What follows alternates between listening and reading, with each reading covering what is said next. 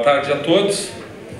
A última palestra nunca é a mais fácil, né? Porque o pessoal já está quase louco para ir embora, mas a gente vai tentar ser bastante breve e objetivo e não nos atermos simplesmente ao processo de Goiabeiras, que está em consulta pública, deve estar terminando essa semana agora pela data, então provavelmente deverá ser a 10ª indicação geográfica do Brasil e provavelmente a primeira de artesanato do país. A Europa, para vocês terem uma ideia, ela não permite o registro de indicações geográficas não agroalimentares. Isso inclusive foi fruto de um estudo da União Europeia que eu acabei participando junto com uma consultoria belga, onde eles estão revendo e estudando isso, e a legislação brasileira ela permite, isso nos dá a possibilidade, por exemplo, de fazer o encaminhamento tanto das panelas de barro de Goiabeiras, quanto o mármore de Cachoeiro, quanto o próprio couro do Vale dos Sinos, quer dizer, estender essa proteção a produtos não agroalimentares. Muito bem, na verdade, né, as indicações geográficas, e aí a gente olha um pouquinho o cenário, eles estão aí dentro dessa nova postura, né, que o cenário nos obriga, que é diferenciação, assegurar qualidade ao consumidor, resgatar aspectos latentes de competitividade de produtos típicos nacionais. Eu sempre faço um questionamento de quantos produtos potenciais indicações geográficas que o Brasil já perdeu nos últimos 30, 40, 50 anos. Na verdade, a gente parte mais ou menos de um T0, né, do Vale dos Vinhedos, mas se a gente fizer uma retrospectiva para trás e olha para 50 anos atrás, a gente vai ver que a gente teve muitos produtos típicos que eram reconhecidos nos estados, nos próprios municípios, no Brasil, e que acabaram se perdendo, muito fruto a uma competitividade com produtos de escala comercial, onde os produtos tradicionais não conseguem competir e acabam ficando de lado e o preço impera e liquida com aquela produção. Então, eu acho que nós também temos um grande desafio de resgate também de produtos. A cachaça de Paraty, na minha opinião, ela é um destes resgates, porque você já teve uma produção de 1.200.000 litros de cachaça lá em 1820, 1840, né? E quando os meninos lá de Paraty iniciaram o processo, Paraty estava produzindo 10.000 litros de cachaça, 15, 20.000 litros, ou seja, a produção praticamente tinha sido aniquilada. E eles, tanto que Paraty é até nome de marchinha de carnaval, né? A cachaça, vou tomar uma Paraty, né? Quer dizer, era quase que um sinônimo de cachaça e praticamente se perdeu. E através de um processo organizado e do registro da indicação, hoje está sendo resgatado. O importante vínculo dessa diferenciação a critérios internacionalmente aceitos, as indicações geográficas são reconhecidas pela Organização Mundial do Comércio. Então isso é uma ferramenta legal e importante, que tem defensores que fazem lobby para defender as indicações geográficas, e aquilo que já foi dito, a indicação não é marca, né? Ela é muito mais do que isso, ela é um sistema que vincula a tradição, o território com o produto. Então são questões aí que acredito que são matriciais aí às indicações geográficas. Aqui tem uma matéria de jornal que saiu há algum tempo atrás no jornal Zero Hora, que é o jornal mais lido no Rio Grande do Sul, que mostrava aquele senhor ali no meio, o Príncipe Charles, né? E aí falava lá, ofícios à moda antiga, e fala um pouco de um trabalho que está sendo resgatado na Grã-Bretanha, de profissões e de produtos que eram muito famosos, que tinham muita notoriedade e justamente em função dos tempos atuais foram praticamente se perdendo. E esse saber, ele vai indo e quando vê, morrem aquelas pessoas que sabiam fazer as formas dos sapatos ou os próprios moldes dos ternos, quer dizer, isso vai se perdendo e com o decorrer do tempo, aquele saber fazer ele desaparece. Então a Grã-Bretanha está fazendo um trabalho de resgate disto, né, e valorizando isso, e isso começa a ter um valor muito grande no mercado. Então, só para mostrar que na verdade os países, claro que a Europa é o berço das indicações geográficas, mas os países aí do dito primeiro mundo começam a se preocupar efetivamente neste resgate destas profissões, destes produtos, né, deste saber fazer que vai se perdendo. Então, aqui tem uma questão, né, da origem aliada à qualidade como fator de agregação de valor. Eu acho que isso é muito o que se discute nos processos de indicação geográfica. Sendo que o conceito, né, da indicação geográfica é um produto aqui com reputação e notoriedade, né, que se deu através de uma qualidade, uma tipicidade diferente, com uma origem geográfica específica. Se eu tenho isso, eu tenho uma potencial indicação geográfica. Né? E aí cabe a construção desse sistema de garantia desta qualidade e tipicidade. Hoje de manhã apareceu aqui uma pergunta falando assim, mas padronizar não é colocar esta tipicidade por água abaixo? Não, na verdade não é isso que está se falando, na verdade o que está se falando é na garantia daquele saber fazer, que ele também pode ir se perdendo, ou às vezes dentro do próprio território ele começa a sofrer desvios. Eu vou dar um exemplo para vocês. Os doces de Pelotas, que são muito famosos, tradicionais, principalmente no Rio Grande do Sul, por questões de competição entre doceiras novas que acabam entrando neste mercado, elas começam a usar ingredientes que não são os ingredientes tradicionais, para baratear, entre aspas, né, o custo. Começam a deturpar a forma dos doces, né? Então fazem doces maiores para tentar se destacar no mercado. Ou seja, dentro do próprio território de Pelotas, elas acabam estragando aquela produção típica dos doces daquela região. Então, este sistema, esta norma de produção, ela tem justamente este objetivo, o resgate de como que este produto tradicional ele é realizado, para que eu possa garantir ao consumidor que o produto Doces de Pelotas que estampa aquele selo realmente é o produto original. Então esse é o grande objetivo, não é de tornar isso uma produção padrão onde a gente vai deturpar o processo. Sempre com o olho do mercado, e já foi falado, né, desta organização. Eu vou falar um pouquinho depois, na nossa opinião, dos benefícios. Os dois tipos de... A Beatriz falou isso, mas só para ressaltar, quando você só tem reputação e notoriedade no produto com esta origem geográfica específica, eu tenho uma indicação de procedência. Ou seja, quando tem um produto que é famoso e ele é produzido lá naquele território específico, eu tenho a espécie e indicação de procedência.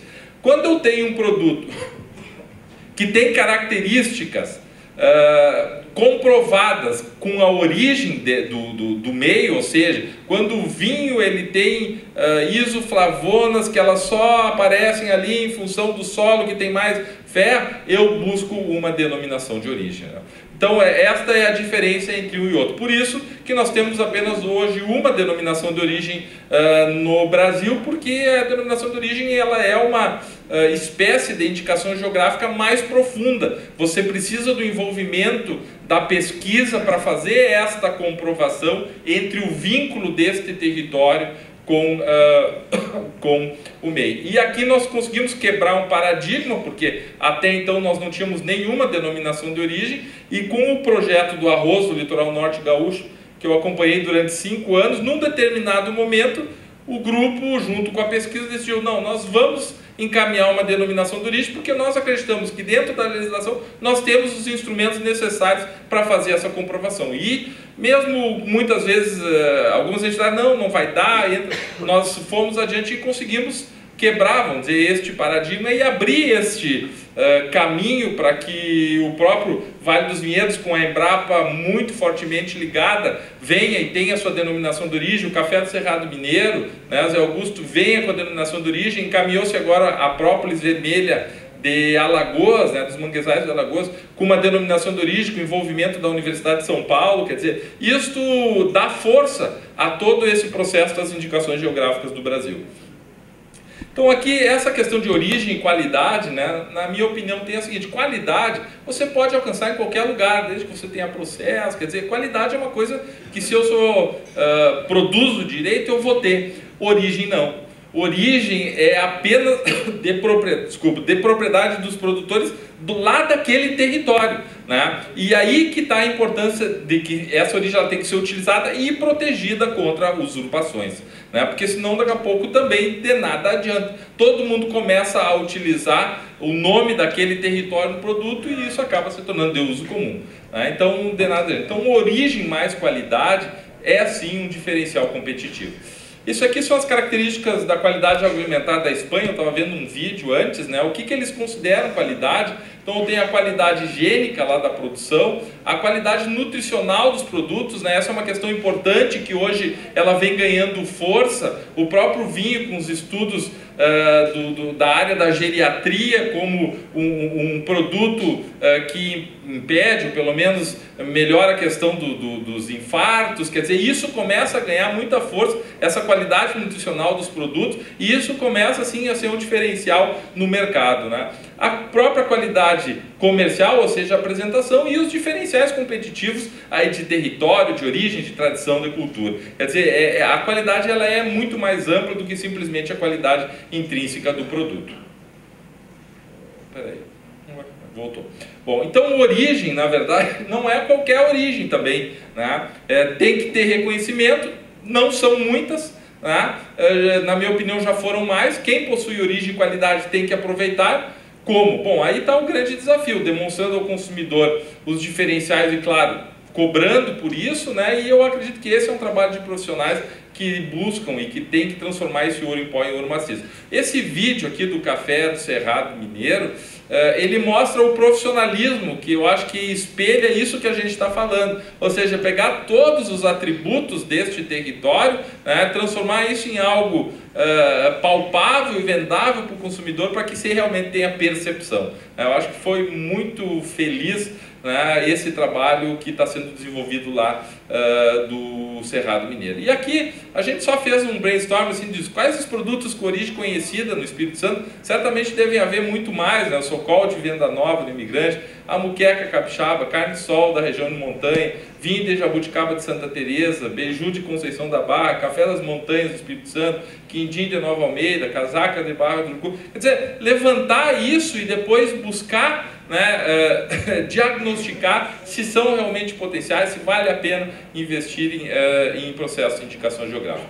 Essas aqui são, a Lúcia já falou das indicações geográficas brasileiras. Eu queria só ressaltar este selo aqui que estampa, né, orgulhosamente o projeto, a indicação geográfica do Vale dos Vinhedos. Esse aqui é o selo europeu das indicações geográficas, porque a denominação ainda, né, indicação de procedência do Vale dos Vinhedos, futura denominação de origem, deve estar saindo do forno. Ela é reconhecida na União Europeia e protegida lá como uma indicação geográfica, e o interessante é que este selo aqui é o selo da denominação de origem protegida.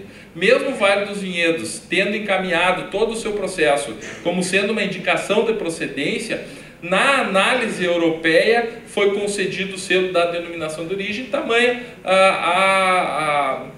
a rigidez do processo brasileiro. Isso é uma coisa bastante interessante para as outras indicações geográficas que buscam se proteger, e é um passaporte para o mercado internacional, como o próprio Rogério comentou. Eu fiz isso para uma outra palestra do Pampa Gaúcho, só uma rápida busca no Google, digitando lá Vale dos Vinhedos, e aí mostrando um pouco o que aparece de citações. Então o Vale dos Vinhedos hoje, 257 mil citações, e ele é, na verdade, apesar de ter uma produção muito antiga, o Vale dos Vinhedos, mesmo esse nome, isso não é uma coisa tão antiga assim. Ele é um processo que vem sendo massificado nos últimos talvez 20 anos, 30 anos, né? Então já é uma coisa bastante forte. O Cerrado Mineiro, né, quando a gente entra, você já tem aqui mais de 800 mil citações, né, no Google, né? Quer dizer, também tem uma expressão bastante grande. Aqui o processo de Paraty, que eu já falei, e lá no Pampa Gaúcho, que nós, quando desenvolvemos, logo depois do Vale dos Vinhedos e do próprio café do Cerrado Mineiro, o grande objetivo era o mercado internacional e a diferenciação de um dos nossas mais lindas e belas paisagens do Brasil, que é o bioma Pampa.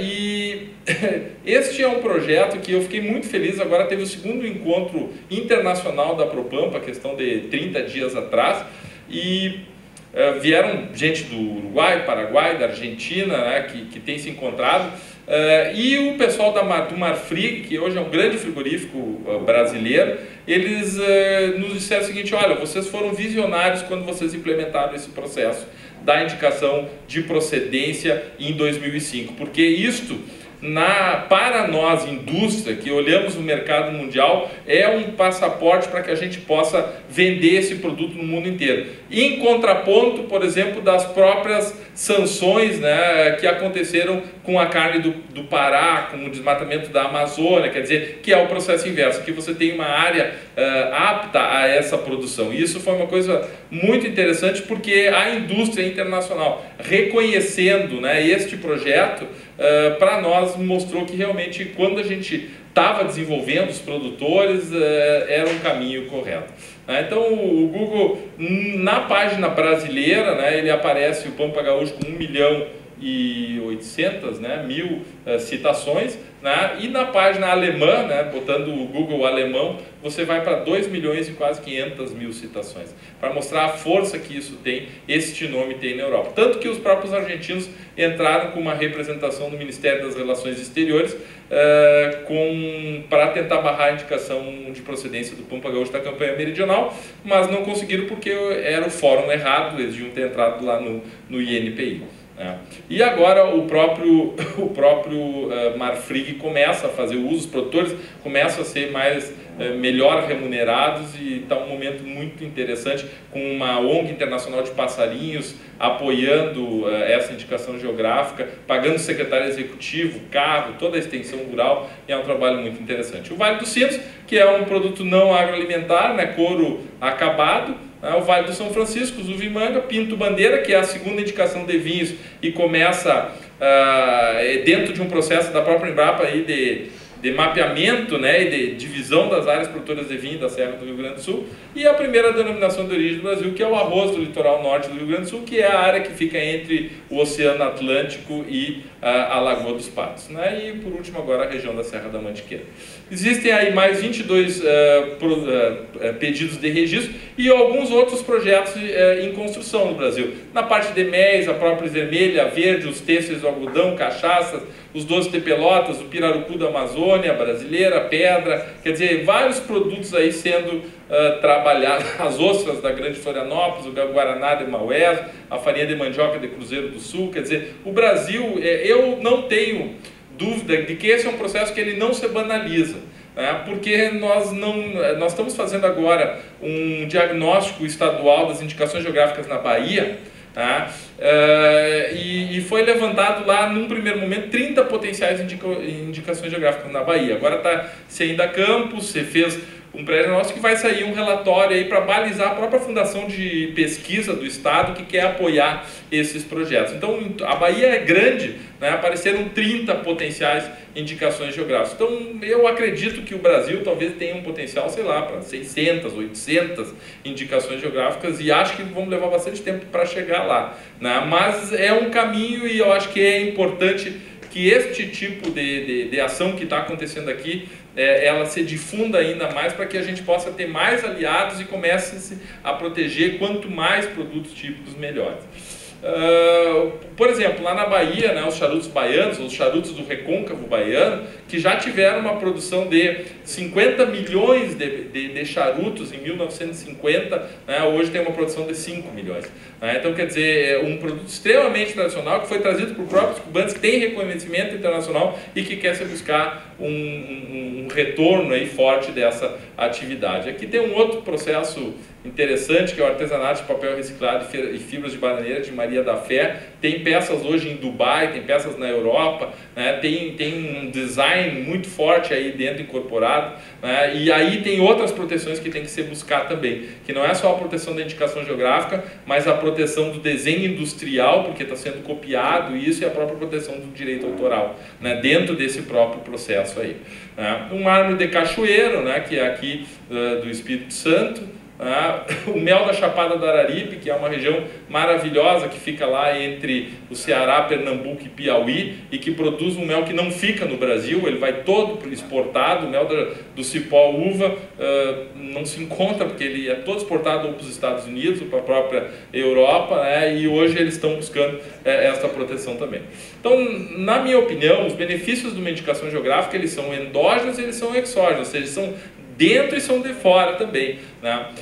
E os endógenos, né, eles são, por exemplo, o movimento de organização da produção, o entendimento da cadeia produtiva. A gente tem visto que quando se começa um processo dessa natureza, a organização começa a conversar, os produtores começam a conversar, as entidades começam a conversar para buscar um entendimento, e muitas vezes até arestas têm que ser aparadas entre produtor e frigorífico, entre produtor e indústria. Quer dizer, começa a haver uma conversa, um diálogo dentro da cadeia, e isso sem dúvida é positivo, porque como diz o professor Marcos Yankee da USP, a cadeia produtiva ela é tão forte quanto o seu elo mais fraco, ou seja, onde quebra um, quebra tudo. Então é importante essa conversa, a indicação geográfica, o processo de construção tem trazido este diálogo para dentro das cadeias produtivas.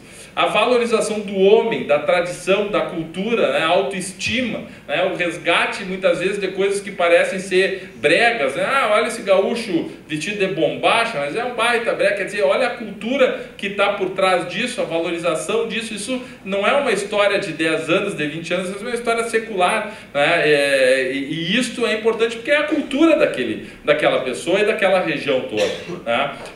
Parcerias que começam a se formar em prol de objetivos comuns, é o mapa que senta com o INPI, que senta com o SEBRAE, que senta com a Secretaria de Estado, e começa todo mundo a pensar no mesmo caminho. A preservação do ambiente, ou pelo menos a busca e luta com esse fim, e a gente vê o processo muito interessante. Se nós perguntarmos a carne do Pampa Gaúcho se ganharam dinheiro e agregação de valor com a carne, acho que ainda não, estão indo num caminho, mas existe um trabalho muito forte de preservação deste ambiente, do Pampa Gaúcho do Brasil, que é um bioma maravilhoso, com uma diversidade vegetal única no mundo, e que os produtores começam a ver que esse é o maior e mais importante bem que eles têm. Discussões dos caminhos de valorização dessa produção. Como que nós vamos ganhar com isso? Quer dizer, começa o processo todo a ser qualificado. Incremento de outras atividades, o turismo, a gastronomia que começa a entrar. E mais do que tudo, a associação ela é dona da indicação geográfica, registrada no INPI e de forma vitalícia. Isto como disse a Beatriz hoje, quanto vale isso? A gente não tem como mensurar. Quanto vale o nome região do Cerrado Mineiro? Quanto vale isso? Essa marca que está registrada no INPI, que é de propriedade dos produtores. Isso é uma coisa quase que imensurável, e é de propriedade dos produtores. E os fatores exógenos, que é o reconhecimento de mercado por esse produto, a proteção dos consumidores, o reconhecimento dos governos, das entidades que começam a se aproximar, e até os movimentos contrários, porque muitas vezes se encontra resistências, gente que fala, o que querem essa turma, o que é o Pampa Gaúcho da Campanha Meridional, mas tem o outro lado, mas o que quer essa turma de Paraty? Quer dizer, esses movimentos contrários, eles também geram uma reação que muitas vezes busca um aperfeiçoamento maior, uma organização. Quer dizer, eles também são importantes dentro desse processo, desde que se tire parte positiva dele. No mundo, isso aparece muito. Essa é a última feira de Cial, na França, que é uma das maiores feiras de alimentos. Numa área de tendências, de inovação, aparece muito essa parte da valorização do ambiente, da questão das indicações geográficas, da qualidade das embalagens, e a apresentação disso, por exemplo, os queijos suíços, todos eles sendo apresentados por região de produção, o selo da denominação de origem controlada estampada nos próprios produtos, nos banners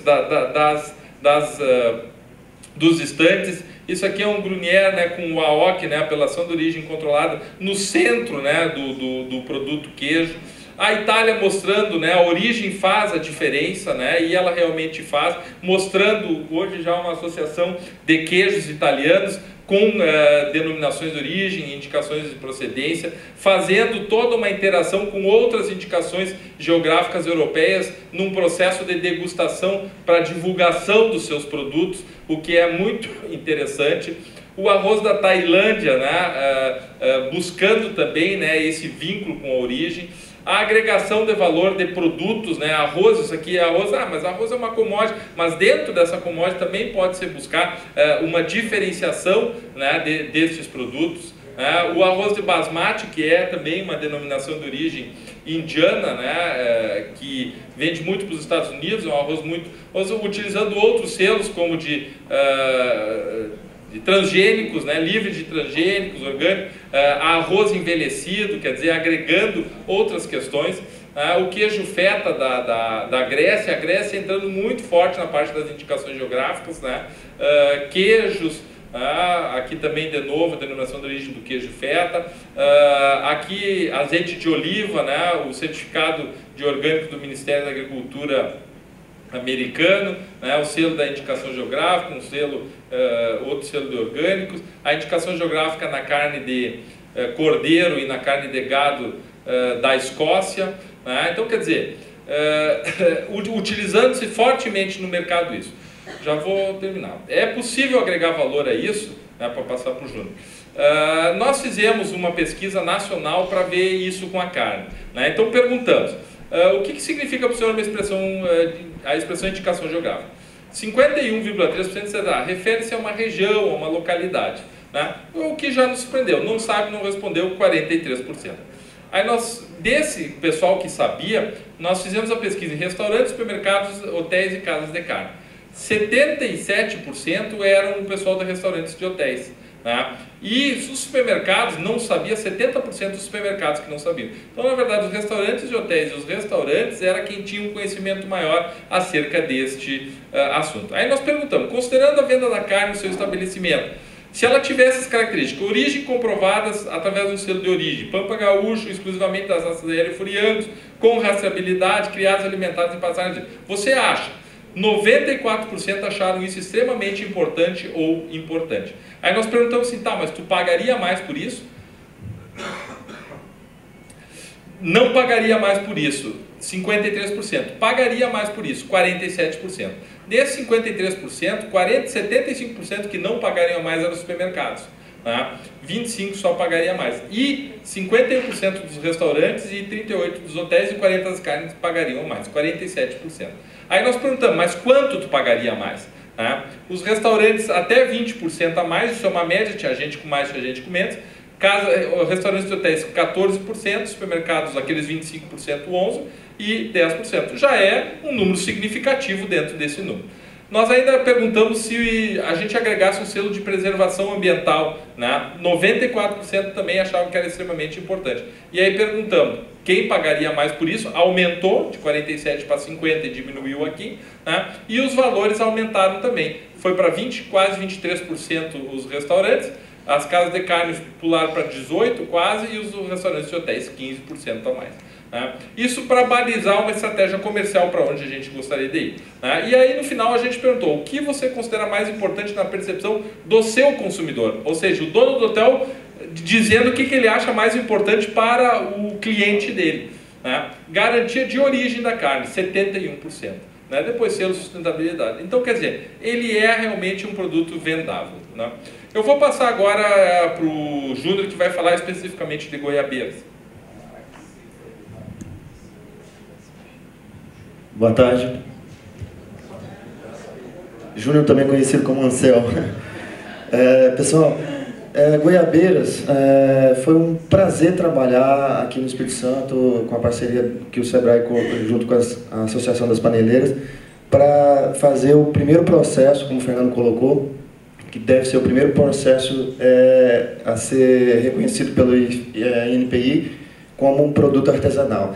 E a primeira indicação geográfica também do Espírito Santo, quase certeza isso, está na fase final, então a gente imagina aí, como a Lúcia também colocou, fase final, consulta pública, então de repente ainda esse ano, bem provável que a gente tenha a chancela da primeira indicação geográfica do Espírito Santo, as panelas de barro de goiabeiras. Esse selo, é o selo que nós encaminhamos para o INPI. É um selo que traduz um pouco do trabalho das paneleiras, onde tem ali a panela de barro com as suas devidas incorreções, vamos falar, ela não é uma panela de barro, né? Já é uma forma de você, no mercado, enxergar a genuína panela de barro.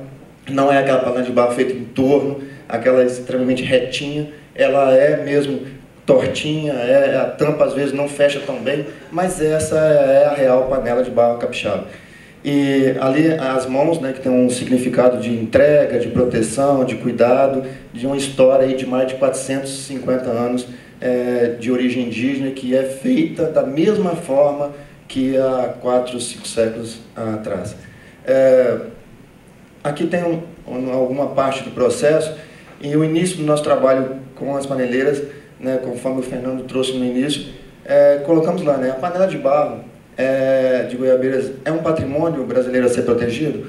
E essa pergunta não foi feita só para a comunidade em geral, mas principalmente para as próprias paneleiras. Elas se enxergam nesse processo, porque esse processo não é um processo que nós vamos lá construir, é um processo delas, né? Então, o trabalho levou 1 ano e 8 meses, né, com o apoio do SEBRAE, que a gente, junto com as paneleiras, construindo cada documento que foi enviado à INPI. Esse trabalho ele tem que ser, obrigatoriamente, ele tem que ser participativo, ou sai da própria entidade, da própria associação, seja ela qual for, ou alguém que vai ajudar, não pode fazer isso tem que envolver de fato.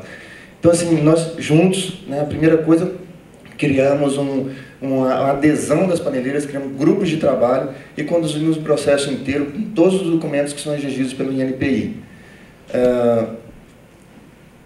E aí, a notoriedade das panelas de barro, um dos documentos que vai para o INPI é um dossiê que tem que comprovar que esse produto é notório.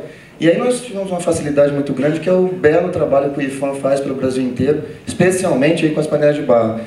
O ofício das panelas de barro foi reconhecido, a Lúcia disse isso, como uma cultura imaterial. E inaugurou o livro dos registros do saber fazer, né, como o primeiro patrimônio imaterial desse livro. Então, nesse caso aqui, o livro do Registro de Saberes, no dia 20 de 12 de 2002, inaugurou o registro aí desse livro e facilitou muito o nosso trabalho, que já mostrou a notoriedade que esse produto tem. E aí, algumas das histórias eu traduzi aqui rapidamente, uma parte do nosso dossiê. Dentro do trabalho que já foi colocado aqui para os que antecederam, a documentação é extensa, né? Que a gente, além de criar um dossiê muito completo, além disso tem regulamentos de produção que dizem como que isso vai ser produzido em cada etapa. E eu traduzi um pouquinho aqui na palestra, um pouco daquilo que a gente mandou dentro do dossiê. Né? A cerâmica, né, produzida com a base nas questões dos índios aí, e lá tem a presença arqueológica de Tupis-Guaranias, de Muna, Aratu, e essas 3 tradições elas estão envolvidas lá dentro dessa comunidade de Goiabeiras. A gente puxou a árvore genealógica de várias delas lá, dessas colonizações dessas famílias, e esse cruzamento dessas 3 etnias aí, né, indígenas. Esse trabalho foi feito com a parceria também com um arqueólogo chamado Celso Perota, né, então talvez alguns de vocês conhecem. E o ofício das paneleiras produz as panelas de barro utilitárias, e a sua confecção está intimamente ligada à gastronomia capixaba, indissociável na apresentação da moqueca de peixe e de outros frutos do mar, como também da torta capixaba. A gente está até junto do SEBRAE num desafio de tentar identificar um potencial da indicação geográfica da moqueca capixaba, então seria a junção de 2 produtos importantíssimos dentro das indicações geográficas. Eu ilustrei ali os 2 produtos principais aqui da gastronomia capixaba. E esses dados são muito interessantes também, né, que a atividade lá, que é eminentemente feminina, nós temos ali mais de 100 artesãs, e constitui um saber repassado de mãe para filha, como foi até mostrado pela Lúcia, em gerações sucessivas, né, sempre nesse âmbito familiar e comunitário. Nós lembramos que lá na associação tem um galpão, inclusive a inauguração do novo galpão das paneleiras está previsto ainda para esse ano, é isso, E elas estão trabalhando agora, ali perto da Univix, num galpão provisório, né, porque a Prefeitura de Vitória está fazendo toda a reforma daquele galpão, então é uma obra muito bonita. Mas a gente encontra muita paneleira trabalhando da forma que era anterior a isso e que é a forma mais tradicional, trabalhando na sua própria casa, né? Faz ali a sua panela, vende ali mesmo na sua casa a sua própria panela. Então depois vocês vão perceber ali onde eu vou mostrar o mapa, que a gente preservou isso também, toda aquela área delimitada, onde as residências que são produtores também de panelas. E ali mesmo com a urbanização, né, o bairro lá de Goiabeiras, que a gente chama de Goiabeiras Velha, ela continua sendo assim, boa parte do bairro tem a sua história intimamente ligada com a fabricação de panelas. São todas modeladas manualmente, inclusive dentro do regulamento se proíbe qualquer tipo de modelagem de forma industrial, qualquer que seja, então não se vai usar máquina de forma nenhuma, em nenhum processo deles. Com a argila, que nesse caso a argila ela vem do Vale do Mulembá, e com auxílio de instrumentos rudimentares. Assim e assim a gente quer preservar essa história dentro dos documentos que foram encaminhados. Depois são secas ao sol, depois de secadas ao sol, elas são polidas, queimadas a céu aberto e impermeabilizadas com a tintura de tanino, ainda quente. Vou mostrar um pouco depois para vocês. A simetria, a qualidade do acabamento e a sua eficiência como panela utilitária se devem às peculiaridades do bairro utilizado. Esse processo todo, aí tem estudos da UFSC que demonstram que essa panela realmente ela tem uma textura, uma composição e que ela aguenta depois altas temperaturas para o cozimento aí da moqueca e outros pratos. Conhecimento técnico e habilidade das artesãs e resultados da tradição passada por várias gerações, né, desde o início da pré-colonial. Bom, essa foto aqui nós resgatamos também lá na UFSC para compor o dossiê, e a gente tem uma foto então de Goiabeiras em 1966. Aqui vocês estão vendo onde começou as primeiras obras do MNH, né, onde depois a questão do aeroporto. Aqui é o campus da UFSC, ainda sem a UFSC, né? O bairro de Goiabeiras já existia, né, e já se fazia panela de barro há muito tempo. Então, a área delimitada para a fabricação de panelas de barro, ela englobou, foi até lá perto do aeroporto e foi aqui do lado do manguezal e fechou essa área. É interessante colocar que existem algumas filhas de paneleiras que estão fazendo panelas em Viana, um outro município próximo que vocês devem conhecer aqui de Vitória. E nesse caso, essas panelas fabricadas lá em Viana não vão receber a indicação geográfica. A indicação geográfica é das panelas que saem exatamente da região de Goiabeiras delimitada. O laudo de limitação de área também foi uma coisa interessante de ser colocada, que o laudo de limitação de área ele foi assinado por 3 secretarias de Estado aqui do Espírito Santo: a Secretaria de Cultura, a Secretaria de Turismo e a Secretaria de Trabalho e Ação Social, a SETARES. E aqui, começando, gente, rapidamente, aqui eu já vou encerrar, mas desde o início do processo da fabricação das panelas, eu juntei algumas fotos que demonstram lá o processo. Então, aqui é o Vale do Mulembá, e onde é retirado, no manguezal, onde é retirado a casca desse mangue vermelho, né? Esse bicho aqui. Essa casca ela é macerada. Esse trabalho ainda é feito por mulheres e também por alguns homens, e forma-se esse caldo avermelhado, e ele fica dentro dessa panela próximo do local de queima.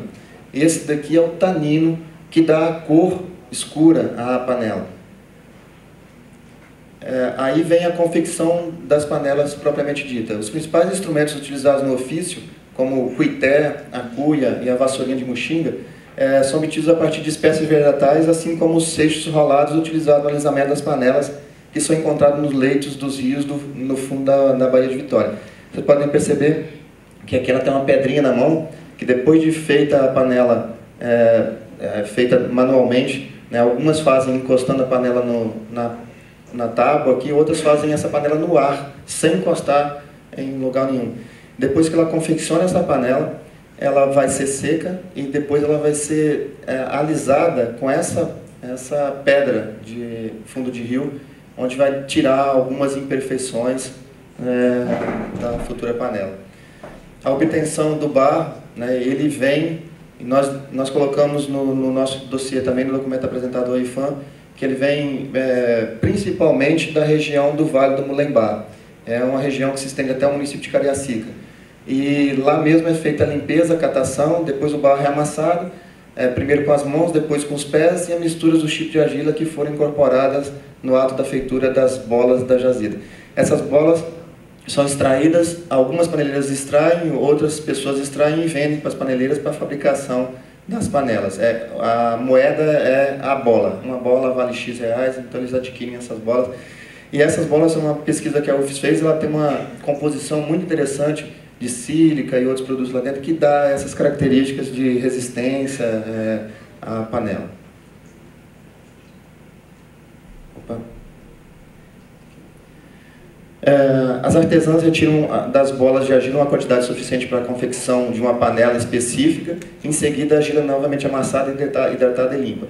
É muito bonito assistir esse processo porque ela vai lá, der uma bola daquela, retira um tanto de barro e ela já diz qual panela ela vai fazer com aquilo. Ela já sabe a medida certinha na própria mão da panela que vai ser feita, do tamanho que vai ser feita e assim por diante.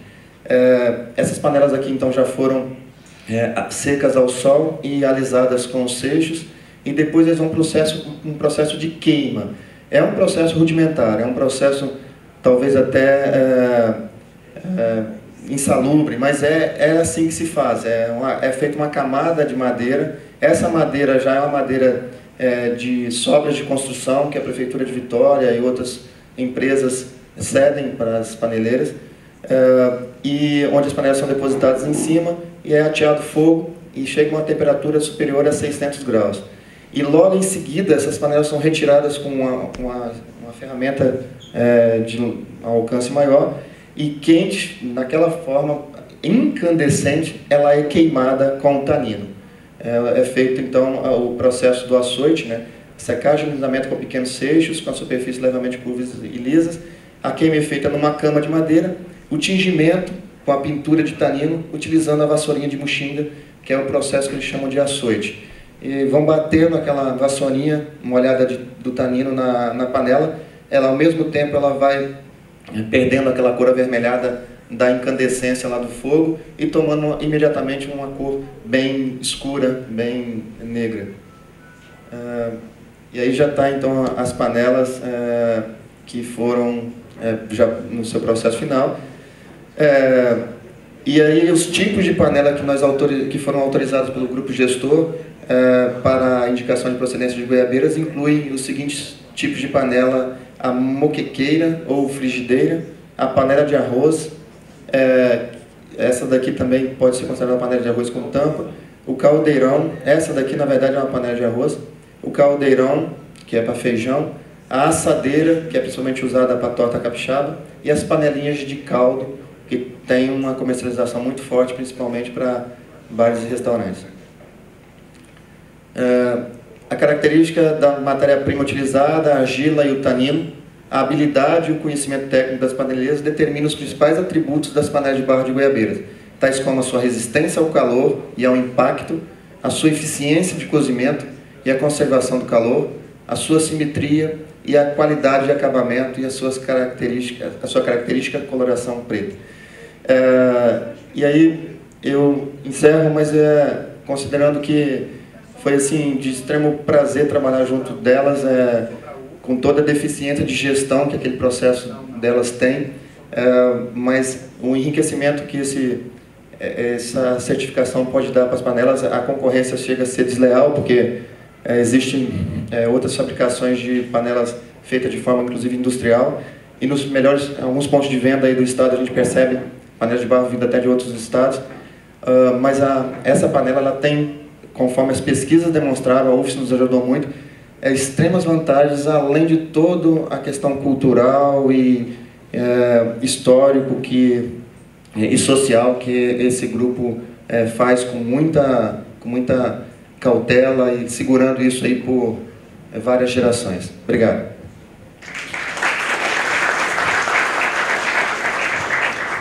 Agradecemos o Fernando e o Anselmo pela apresentação, bem como a todos os palestrantes que dedicaram o seu tempo e se fizeram presentes nesse evento aqui com a gente. chegou o momento do nosso debate da tarde. Quero convidar todos